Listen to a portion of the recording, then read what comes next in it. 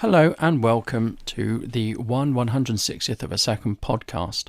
Now today this podcast is all about hiring photography equipment, and it's just me. In the other podcasts I've had guests on because I felt it would make a better podcast, but today I'm experimenting with just me talking in my own podcast. We'll see how it goes and we'll see if it's successful. I don't know. So without much further ado, let's talk about hiring kits. So what sort of things can you hire from kit hiring businesses? Well, you can hire lenses, of course, you can hire cameras, you can hire lighting equipment, and a lot of these places do video equipment as well, so video lights, continuous lights, but flashes as well. You can hire accessories. It would be quite odd to hire an accessory on its own, but I guess you can.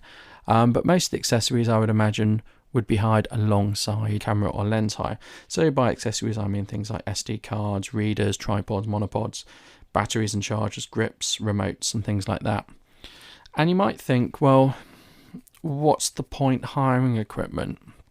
Now, I've personally hired 3 bits of equipment, and I've hired them to try them out, really, see if I want to invest in them, because I was unsure. So I hired them, and I hired them at a time when it was cheap to hire, and by that I mean I used a sort of promotional period to get the best value, because hiring can be expensive. So I've hired a Canon 85mm f1.2 because I wanted to compare it to the 1.8 I already have. I've hired an Olympus 75mm f1.8 for micro four thirds because that is a very expensive lens, and I have hired a Fuji X100F because I want to see whether it is worth upgrading from the original X100 which I have. So how much does it cost? Well, obviously that's going to depend on the provider you use. I'm not going to say which provider I've used. I've used 2 providers, and one of those once and one of those twice, and I'll talk about why I favour one over the other. The first time I hired a lens, which was the 85mm, I got a tremendous deal. I could pick it up quite locally, so I didn't have to pay postage. I hired it over the Christmas period, so I got, for my money, a longer hiring period, and that was really good. But unfortunately, that company now doesn't do hiring local to me, and so it meant using that company I'd have to pay delivery. So I actually didn't use that company again. So when you hire, obviously each company is going to do things slightly differently, have slightly different costs. I'd always advise, if you can, picking up locally if it's convenient for you, rather than paying delivery, because delivery can add a little bit more money. For me, it added quite a big proportion of the cost delivery. So I shoot micro four thirds, and I have the Olympus 45mm f1.8, but if I wanted to hire that, it would be £6.50 plus VAT per day. Well, that doesn't sound very much. Rather than thinking of the cost, it's better to think of how many days you'd have to hire it before you should have just bought it. So for that Olympus 45mm, that's £6.50 a day plus VAT. If I hired it for 25 days, including delivery, approximately I would have spent the same money as if I bought it, because it was on Amazon. It's £200 at the time of doing this podcast. So if we add in VAT and delivery of £20, if I hire it for 25 days, that's going to come to £200.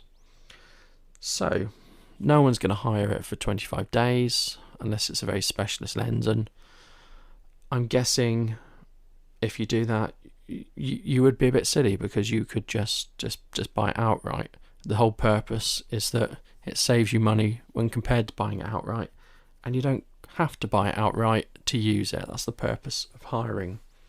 So if we look at the Fuji X100F, that's £32 per day plus VAT, so that comes to £38.40 per day. Delivery is around £20, whatever you hire. Delivery seems to be around £20.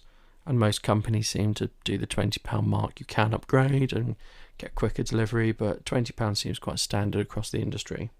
On Amazon, at the time of hiring, it was £1,149. that would take 29 days to get to that value, or after 29 days of hiring, you should have bought it, if that makes sense. So how does it work? Well, obviously everything's internet based now, so you go on the internet, you pick what you want, you pick the dates that you want it from and to, and obviously you need to register, you need to create an account, and they check you out. And with both companies I've used, again, I won't name them, they phoned me, they wanted my credentials, and I was fine with that because I understand that they're handing over very expensive equipment to a complete stranger. So they wanted an address, they wanted to verify. I think the one I went to collect, I had to take some ID with me and proof of address, etc. But when I used the company when I wasn't going there to collect it, it was a bit more difficult to verify. I had to somehow prove I was a photographer, which was quite difficult. In the end, after talking to them on the phone, they tracked down some of my work, and they were satisfied I was a photographer. So they take a lot of details from you. The company I just used had a minimum hire of £30, so that £6.50 lens is, you couldn't hire it for a day. You could maybe hire it for 5 days. The Fuji X100F you could hire for a day, because that would get over the minimum. So because they're sending you in essentially in the post or by courier a expensive piece of kit, you need to put down a big deposit, or you can pay for insurance and not have such a big deposit. So I think deposit is sort of hundreds of pounds, but you get that back when the kit goes back and it's checked and it's safe and stuff. Delivery is the day before the hire, and collection is the day after the hire. So if you want it on a Friday, it will be delivered on the Thursday, collected on the Saturday. Maybe that's not a good example. If you want it on the Wednesday, it's delivered on the Tuesday, collected on the Thursday. The equipment comes in with a high level of protection.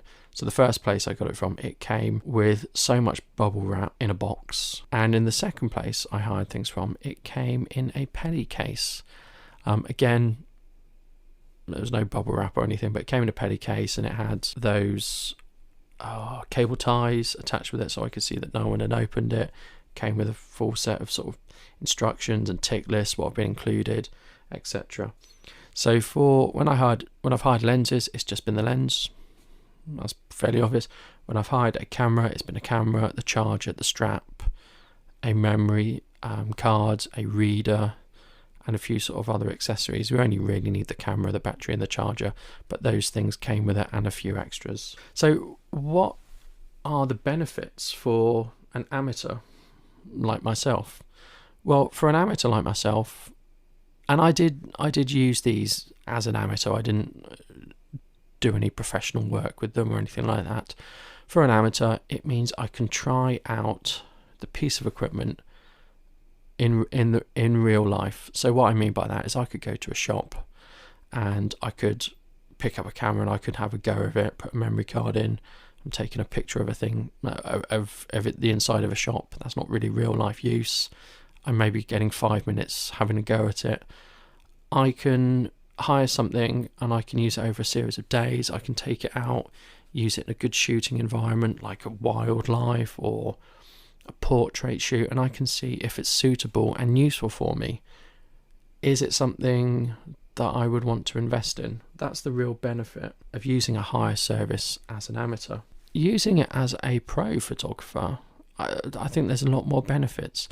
If you are hired to do a job and you need a specific camera or lens, well, you don't have it, you can hire it and you can bill your customer. So it might be you need a tilt shift lens and there isn't £2,000. You don't really have use of it. Normally, you're not going to use it every day, so it makes sense to hire it and keep your cost down. In fact, there is no cost. You pass that cost on to your customer. But there are some disadvantages.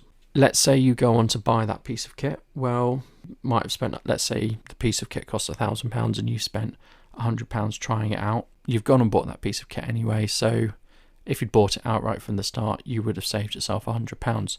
You could say if you don't like it, you've saved yourself £900, and that's a valid argument. And when you get into longer rentals, it it is going to start to add up. So renting for a day, if, you're going to pay £20. Let's say your item is £50. There's going to be £20 delivery, but if it's £50 a day, then that is soon going to start to add up, plus VAT, plus delivery, etc. For someone like me, if I wanted a really good video camera that was not really a DSLR or a mirrorless, a proper video camera that I could put Canon EF lenses on, we're talking thousands and thousands of pounds, maybe a Canon C200, for example.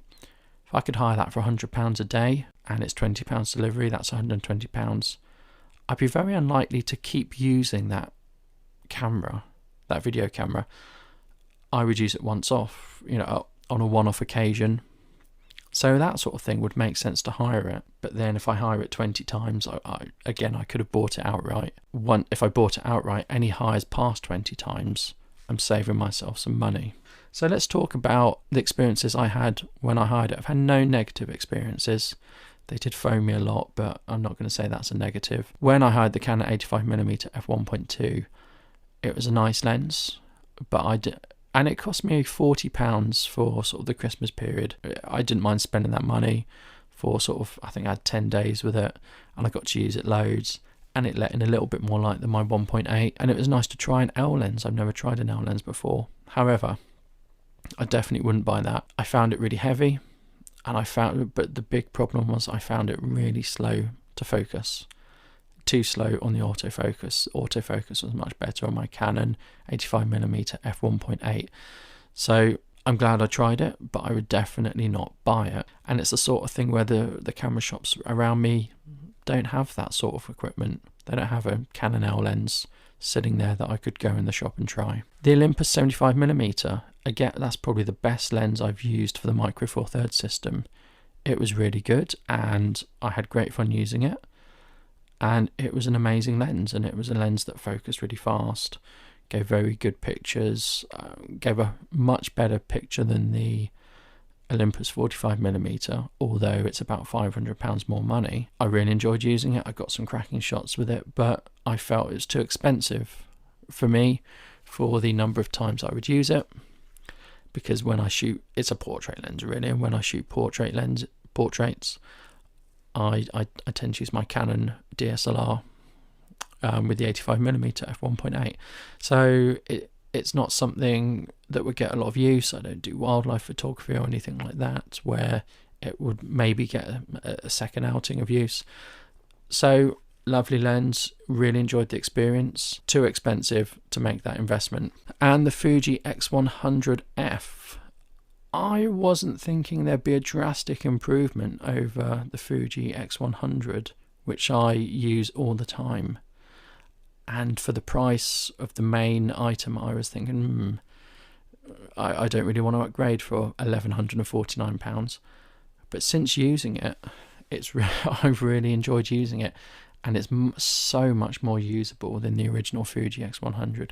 And the picture quality is better. It's faster to use, and it has some nice little features like the wireless in it is really good, connected with a smartphone or an Instax printer, which is a really nice feature which isn't on the original X100. I could see myself owning that, or being very tempted, or maybe going for the T. And guess what? I could have hired the T if I wanted to for, I think, £32 per day. Now the jury's out on the X100. I would like to upgrade to the X100F. It would require me selling quite a bit of kit to sort of raise that money and make that investment, and that's the one I'm tempted on. So I've really enjoyed using the X100. Again, I've hired it over the Christmas period, and it's meant I can photograph my really fast moving children inside without a flash quickly and get them in focus. I used the X100 original the week before I got my hire of the X100F, and I was shooting someone who was static, and I found that a lot of the images on review were out of focus for a static person, yet with the X100F I could now focus every time with autofocus in worse conditions with moving people, because it's got really good face detection, and it's got really fast autofocus. The original X100 has some really annoying quirks to it, which have been ironed out by the time it got to the X100F. Sadly, I can't go and hire or go and try out every incarnation of the X100 because I would like to. I would like to try each one out, find out which one's best for me and which one's the best value. I don't know where those quirks have got ironed out. Is it the S, the T, or the F? Is the F any better than the T? I don't know. Is the extra money worth it? I don't know. So those are my views on hiring kits from a hire provider. What do you think? Have you hired kit? Would you hire kit? Are you throwing money away renting? Or are you saving money because you make a better and an informed decision? There is one other consideration. I think there are some high street shops where if you hire and then purchase, you get your hire money back. I think Jessops does that in the UK. Obviously, I'm based in the UK, so I can only talk about UK providers, but I think Jessops does that. That's another thing to consider, although I doubt Jessops has as good a lineup as the two providers I used, but it's food for thought. Anyway, let me know what you think in the comments. Have a look at my other episodes. I think this is episode 5, so I've got 4 other episodes. And we'll see if me doing this on my own is a good idea, or I should go back to doing it with someone else. Thank you so much.